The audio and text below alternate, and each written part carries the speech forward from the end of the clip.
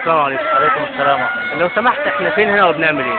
والله احنا هنا في حديقة النزهة وجايين كإخوان مسلمين بنرسم بسمة على وجوه الأيتام في اليوم ده، وبنحتفل وبنكرم يوم اليتيم.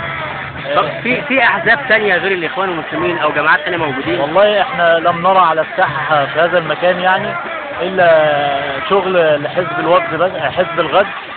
والملاحظ ان الاخوان المسلمين هم كلهم هنا نواب الاخوان هم اللي عاملين التكريم ليوم اليتيم. يعني انت عايز تقول لي ان مفيش ولا حزب حتى الحزب الوطني ملوش تواجد النهارده خالص؟ لا والله من الواضح الملموس ان احنا مش شايفين اي حد من الحزب الوطني موجود في المكان هنا.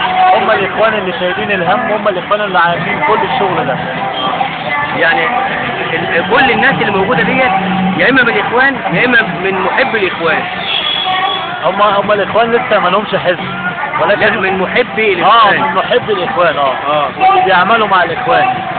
واللي بيحبوا يساهموا في اعمال الخير وعارفين واثقين في الاخوان. يعني انت عايز تقول لي ان جميع الشوادر اللي موجوده دي كلها اللي على الساحه قدامنا دي كلها كده، كل الشوادر دي وكل الجماعير دي كلها اخوان مسلمين ومن محب الاخوان المسلمين؟